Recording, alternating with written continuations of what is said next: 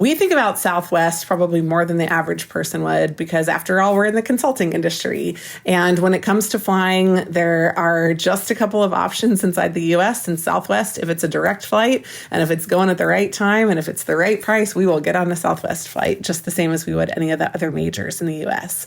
But Southwest also has specifically made the news recently. And we thought this would be a really great target for a business breakdown, because airlines in general, but Southwest specifically, I think is often misunderstood. When you think about how to optimize it, this is a business challenge that even the smartest people in the airline industry haven't really been able to crack. Airlines are notoriously tough, according to famed investors like Warren Buffett. And so we're really excited today to go through what is for us a very quick and dirty look at Southwest. Not at all the deepest expertise. We are not deep investors in Southwest. We have not been studying it for ages. This is what we would expect you to do at the beginning of a case interview or pre-day one of the first day of an engagement, to just kind of get quick and dirty smart on an industry like Southwest. So I'm going to just kick off by sharing a few of the key metrics about the company and why we thought this would be interesting today, and then I'll pass it over to Namaan.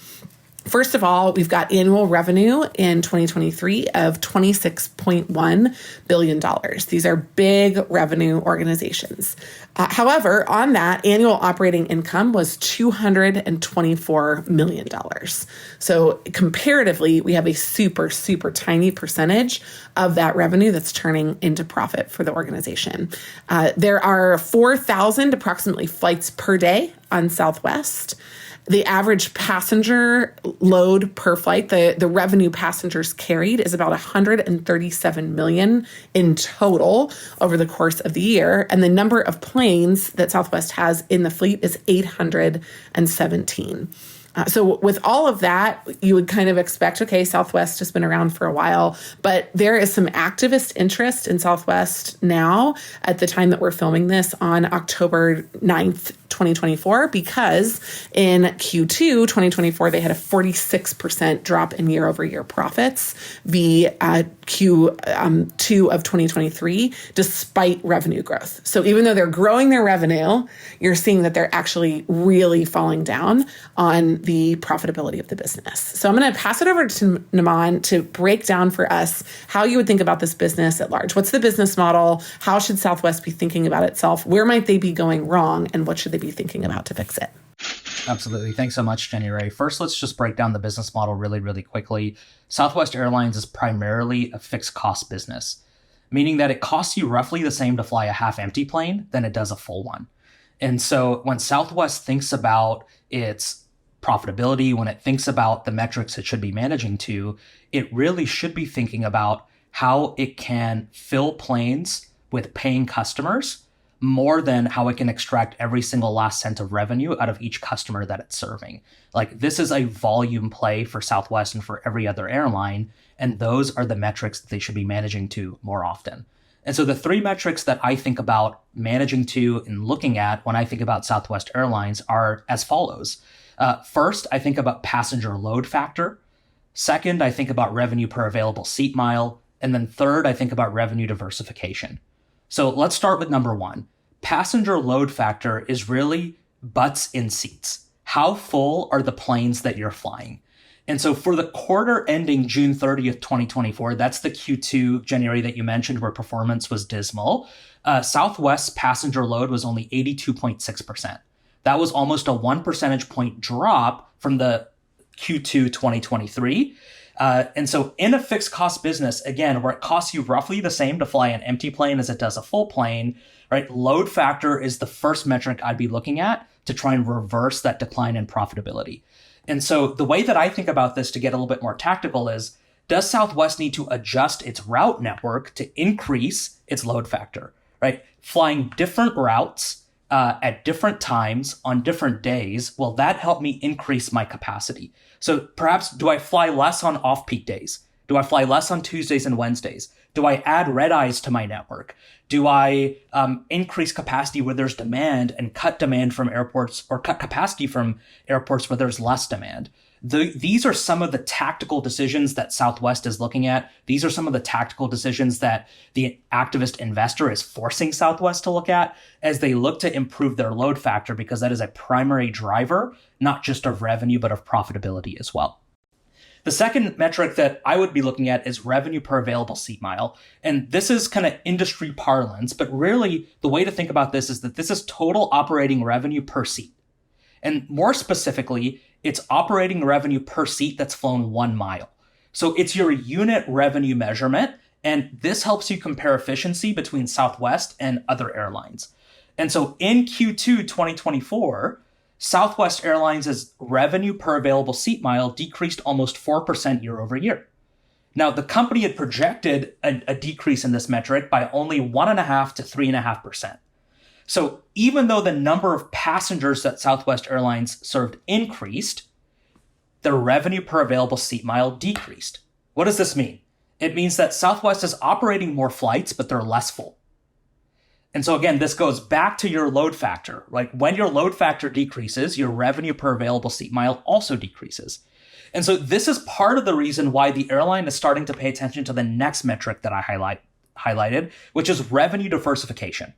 So when you think about competitors like Delta, right, 56% of the total revenue at Delta is made up of premium, loyalty, and other diversified revenue streams, not necessarily ticket prices.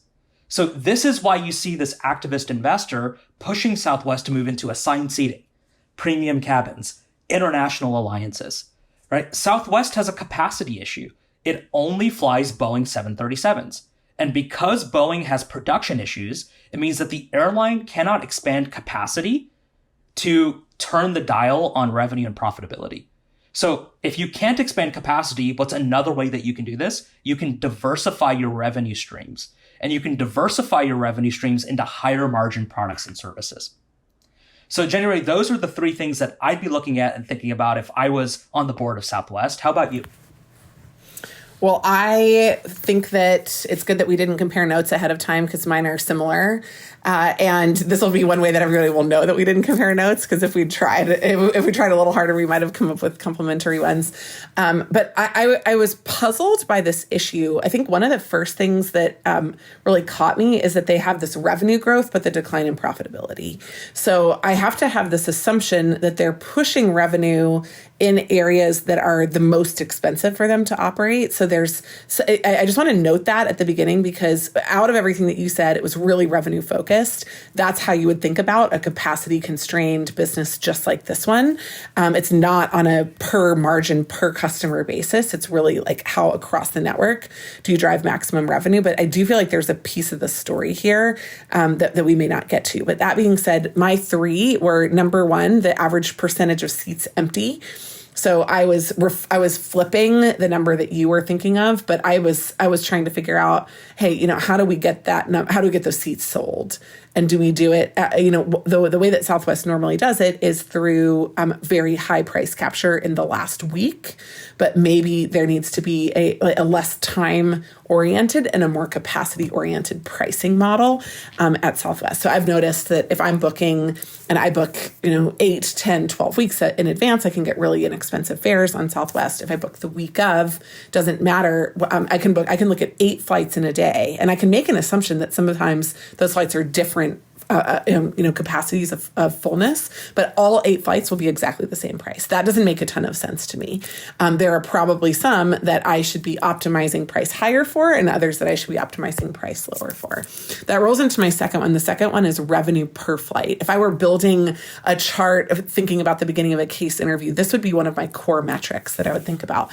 Because the unit of sale here is a seat to a customer, but actually the unit of operating revenue is the unit of a flight. And when I think about the variable costs that do go in and then the allocated fixed cost, how much of my plane do I have to allocate to the specific flight on top of the direct cost, the jet fuel, the staffing, et cetera. When I think about that, I'm kind of like, ooh, I really feel like there's some other opportunity here. I didn't look at any comparable airlines, but I would be super interested to see how well other airlines do at selling food. For example, like I on a Southwest flight, you can get really hungry on a 3 or 4 hour flight. They don't have anything. I mean, it's just a bag of snacks. And I've had to like run off of planes with my kids on a Southwest layover to go get food because we know we can't buy it on the flight. We're a captive audience. They could have sold us $20 hamburgers on that flight. Maybe it's really logistically not sensible. Maybe that's not enough of a line item. But thinking about that revenue per flight, you don't just have to think about your seat sales. You can think about other capture on the plane as well. The third one that I thought of kind of along with your revenue diversification, but I just doubled down specifically on one number. And one of my clarifying questions, if I were doing this in a case, would be, am I factoring in airline operating revenue only, or am I factoring in other types of revenue? And I would really have appreciated if somebody asked that question of me if I were the interviewer, because I happen to know just from a little bit of understanding that airlines are credit card companies wrapped as airline operating businesses. And my dad used to work for a retail store, kind of like a Sears or a JCPenney, and really functionally their store became a credit card company wrapped in a retail store, right?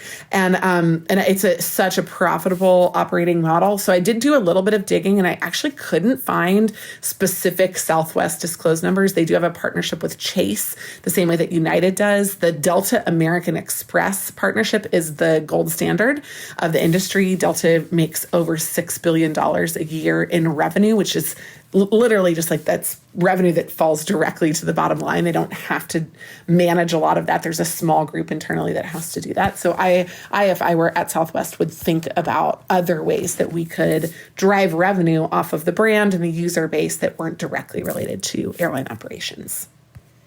Namaan, back to you to wrap us up.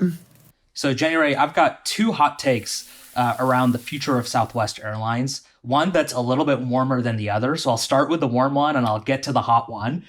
First is actually really related to where you just ended, which is that I think that the credit card revenue that Southwest is able to generate on an annual basis really grows exponentially as you can start to associate more tangible perks with having a Southwest credit card.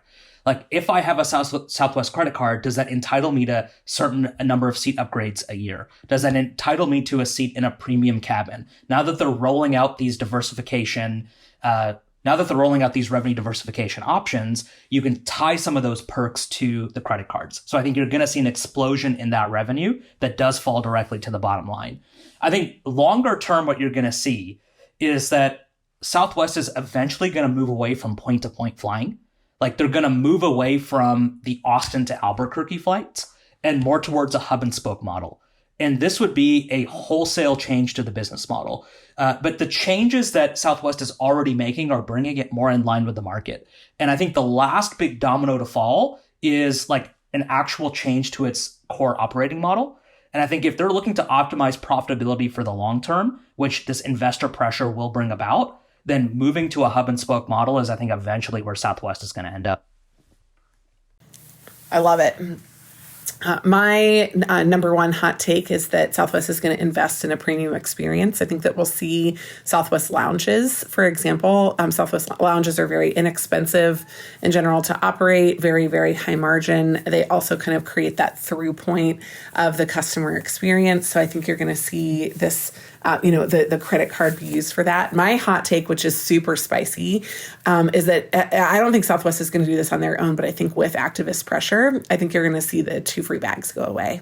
Looking at the baggage revenue for the other airlines and what a driver it is for credit card subscriptions, that when you have a credit card, you get to fly for free. I see them removing some of the perks that have traditionally been Southwest Holy Grail perks and moving those into their credit card or their premium models the same way that other airlines have. So it's still available to everyone should they choose to partner with Southwest in this other way, but it will become more of a luxury of the experience as opposed to table stakes.